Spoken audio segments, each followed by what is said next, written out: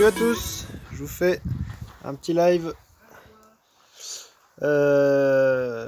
Donc c'est pas un live, c'est un enregistrement vidéo du Kangoo. Ça fait un bout de temps que j'ai pas fait de vidéo sur le Kangoo et là on est en train de faire des modifications avec ma copine pour pouvoir dormir confortablement à deux parce qu'on a testé une première nuit, la nuit du 31 au 1er janvier. Et ça a été, c'était la première nuit. Et là on a testé une deuxième nuit au beau jour récemment. Et puis il faisait un peu plus chaud, on n'arrivait pas à dormir, on tournait dans tous les sens. Donc c'était compliqué. Donc je vous montre ça et je vous montre ce que je suis en train de faire. Ce qu'on est en train de faire. Donc voilà, initialement, donc il y avait un sommier là, qui fait 80 cm sur 1,60 m plus 40 cm au bout. Donc un couchage complet 80 sur 190. Ici j'ai mon matelas que j'avais acheté déjà en deux parties là. Une fermeture éclair de l'autre côté là pour pouvoir regrouper les deux parties éventuellement. Et donc j'ai cette partie là qui peut se baisser une fois que le siège passager est avancé comme ceci. Donc ça je vous avais déjà montré, mais je vous remontre temporairement comment ça marche. C'est très simple, il y a une planche là, deux équerres rétractables, et puis du coup on peut reculer. Alors la planche après je la glisse derrière là, hop, derrière le siège, et puis je recule le siège à fond pour pouvoir être en mode conduite et passager. Donc voilà, donc du coup en mode conduite, du coup la partie de matelas qui revient ici, hop, elle est posée là. Et donc du coup pour dormir à deux là-dessus, si on était là, il y en avait un qui risquait de tomber dans le vide. Donc on se mettait la tête de ce côté-là. On était calé, il y en a un qui met l'épaule ici. Et l'autre il a la tête là et l'épaule qui bascule là, enfin bref. En étant entre ça et ça, du coup on est à peu près calé. Mais ce qui est désagréable là, c'est qu'on a le rideau de position nuit là qui vient partout, qui nous tombe un peu sur le visage. Donc ça c'est pas très agréable, et surtout on peut pas avoir la tête de ce côté là et pouvoir ouvrir le girafon et voir dehors.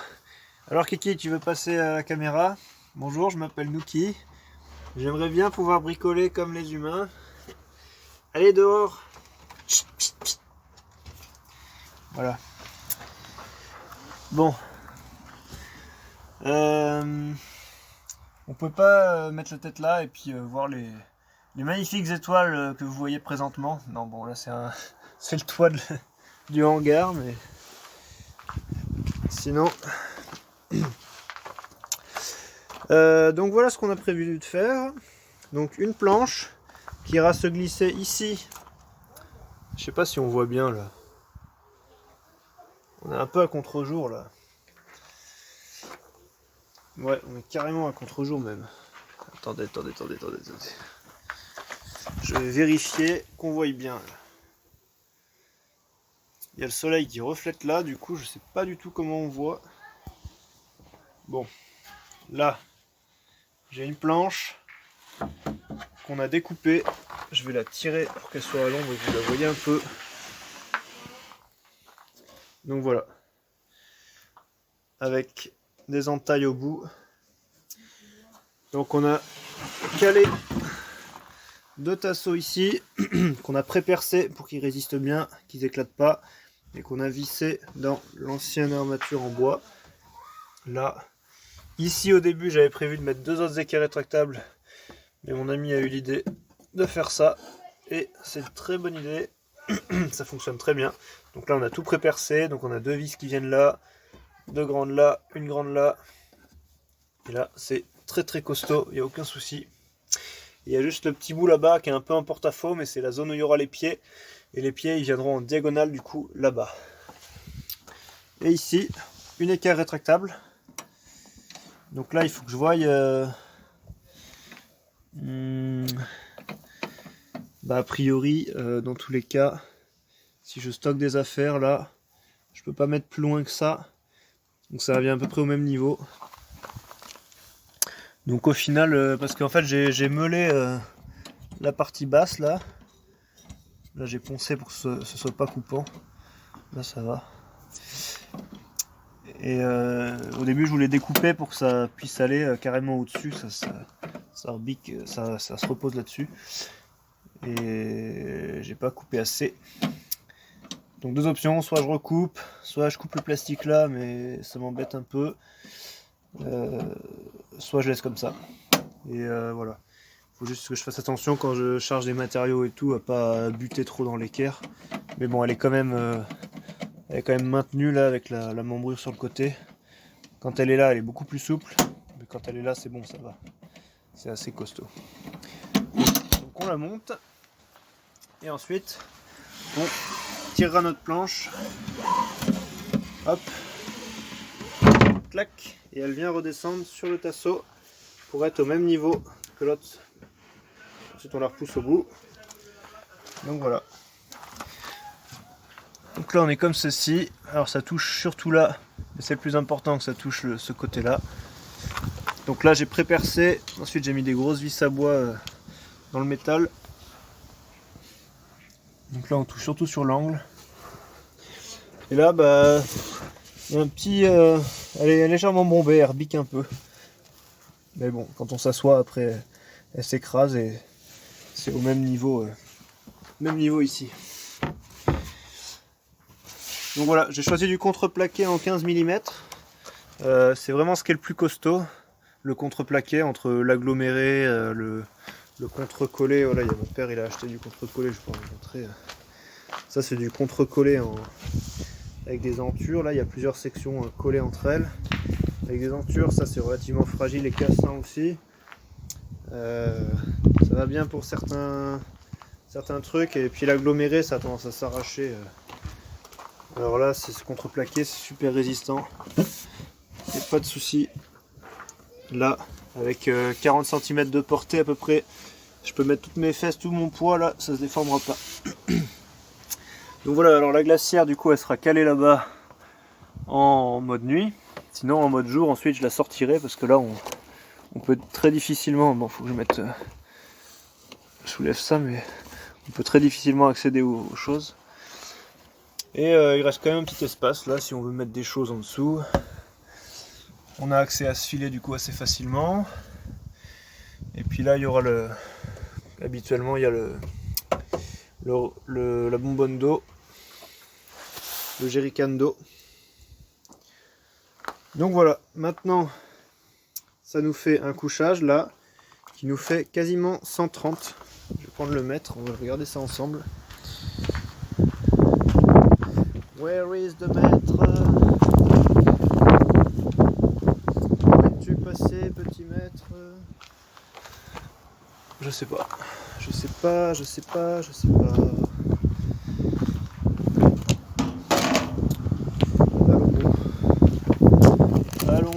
Allons bon.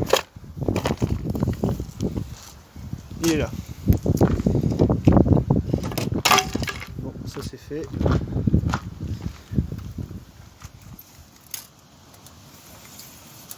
Donc ici, on a 120. Donc 120 ici. Ici le matelas il ira jusque là. Donc ici on a, je pense qu'on a 130. Ouais, on a un petit peu plus de 130, quasiment 135. Donc voilà, 1m35. Donc ça fait quasiment 140 quoi, donc un couchage double classique. Et on a testé tout à l'heure, c'est vraiment top confort.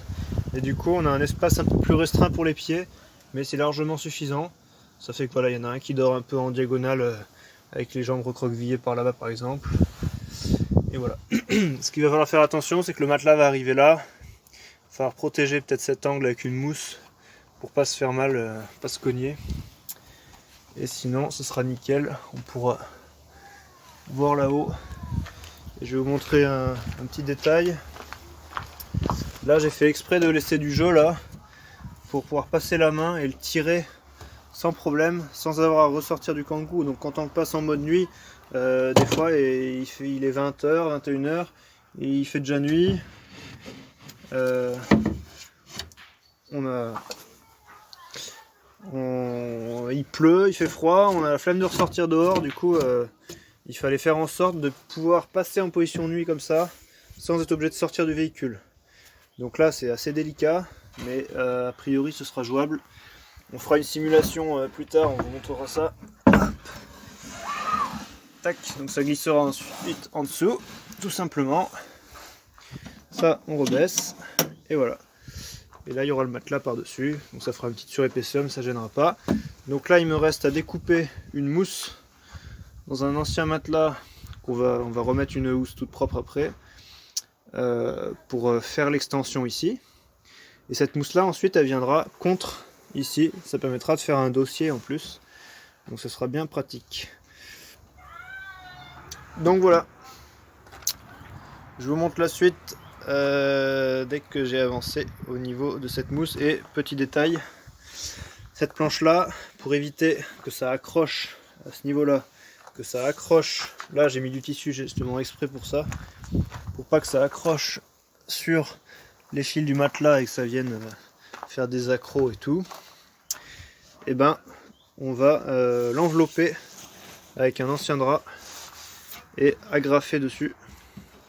Et du coup on pourra glisser, je vais agrafer sur le côté là, comme ça du coup quand on le glissera, il n'y aura pas d'agrafe qui risque de frotter par en dessous, par au-dessus. Et puis voilà, on vient de découper la mousse. Voilà. Donc c'était un ancien matelas, je vous montre la suite après. 190, qui était un peu pourrave. Et du coup il y avait un côté comme ça, puis un côté molletonné là, qui est en meilleur état du coup. Et donc on a découpé, ça on l'a pas gardé, donc on a découpé simplement avec un grand couteau qui est, je ne sais pas où. Tac. Where is the grand couteau? T'as pas vu le grand couteau, Amel? Où il est passé? Bon bref, un énorme couteau de boucher là, vous prenez ce qu'on appelle un couteau à laine là pour couper l'isolant. Ça coûte 20-25 € je crois. Ça marche bien. Et donc la mousse va nickel. Tac.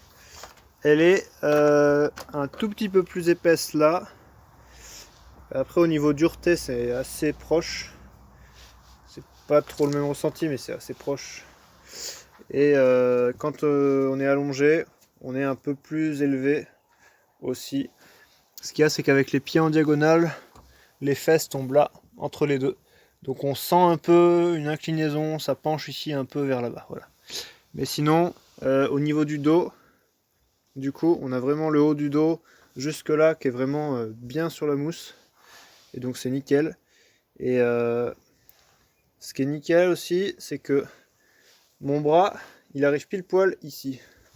Je vais vous montrer ça. Alors, je vais enlever les chaussures. Hop. Tac. Donc, hop.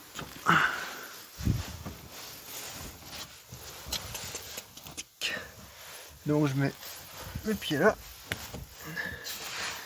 Ici. Alors. Donc là, j'ai mon bras qui passe pile poil au niveau du meuble. Tac. Donc je peux dormir comme ça. Et au niveau de la tête, c'est bon. Et là, on peut fermer la porte. Si tu veux refermer les portes.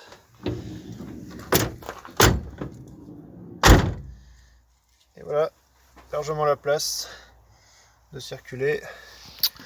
Donc du coup, je vous montre en position classique. Donc tout replié, le carré de la table. Et donc là, la planche, je la glisse dessous.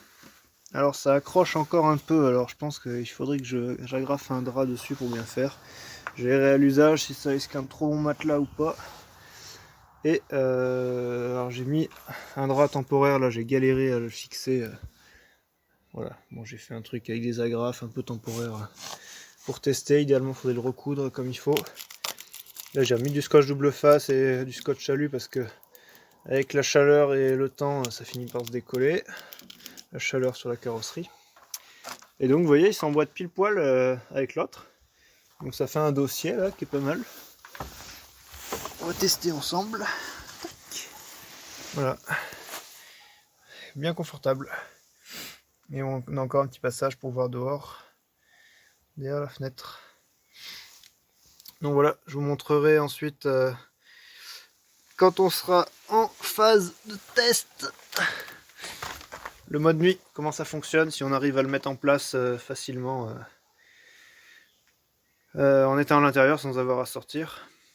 Et puis voilà, donc on installera, là il y aura un drap du coup de 140, un drap housse, qu'on repliera en dessous quand on sera dans ce mode là. Et pareil, il y aura une couette de 140 et qu'on repliera en deux, tac, pour mettre en mode quotidien. Voilà, bon ça, il y a du vent, ça souffle. Le prochain test, je voulais vous présenter le mode nuit. Donc là on a passé 2 nuits dedans. Malheureusement on était légèrement en pente vers là. Et une fois en pente vachement vers l'avant. Bon ça c'est pas le plus gênant quand c'est en pente vers l'avant. Donc là il y a la tête, il faut vraiment que ça penche vers les pieds, ça c'est important. Mais là ça penchait un peu tôt, c'était un peu désagréable. Mais le plus embêtant c'est quand ça penche sur les côtés. Et notamment là, la mousse complémentaire là qu'on a conçue pour venir là, pour agrandir le couchage, elle est légèrement plus haute, de peut-être 2 cm.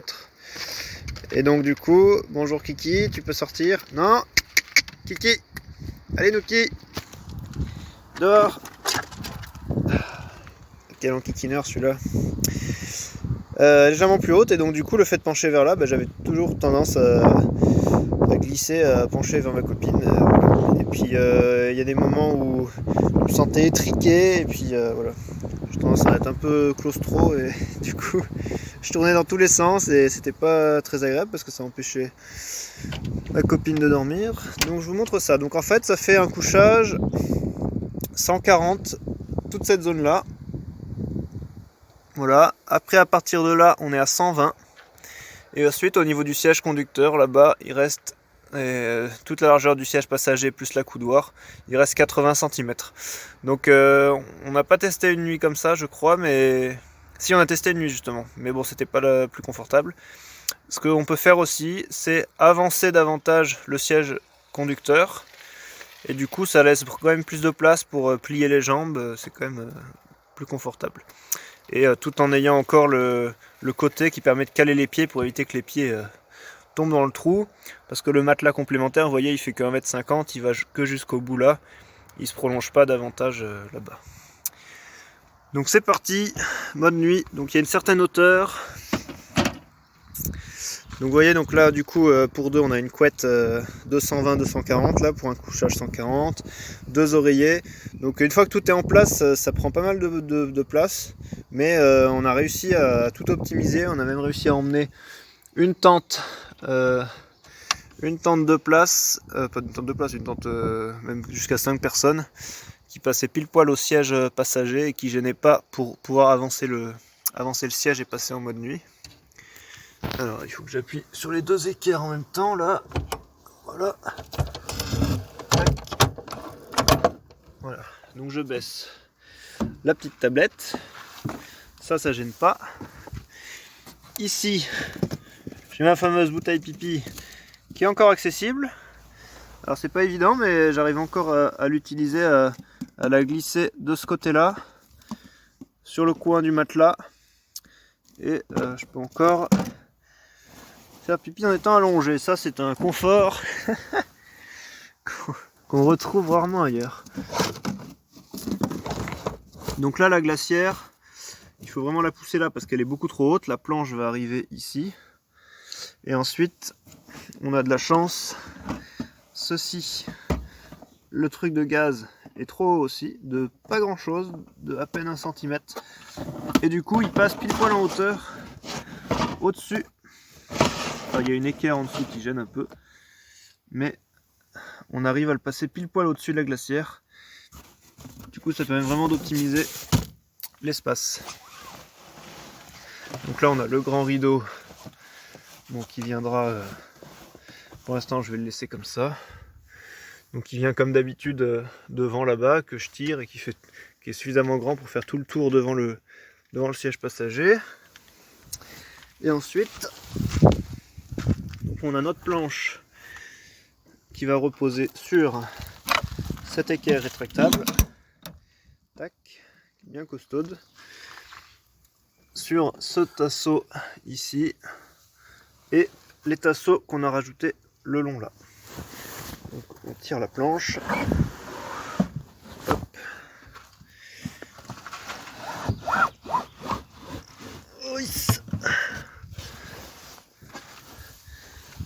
C'est plus facile quand on est deux d'ailleurs à mettre en place. Je sais pas si vous allez bien voir parce que manipuler en... Alors là on voit que... Alors, ah non, c'est que je l'ai tiré trop en fait. C'est censé venir ici. Donc là ça a dû descendre du tasseau. Il faut que je le ressoulève.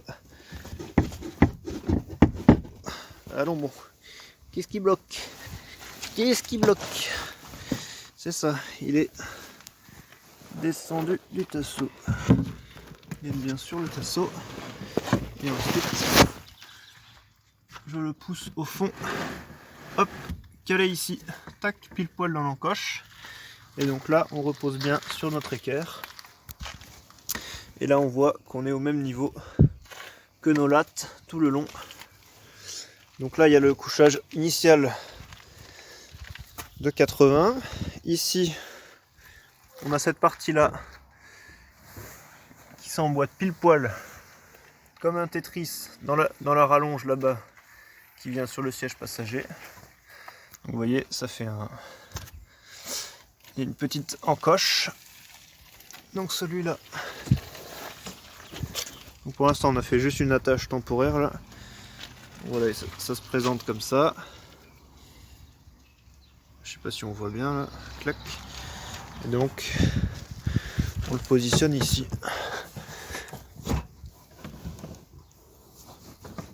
Hop. Hop. Là. Donc voilà. Donc là, on a la largeur totale. 140. Et ensuite, comme d'habitude, la partie avant, hop, on avance le siège à fond, on a la planche de rallonge, les deux équerres, clac, hop, qui vient là.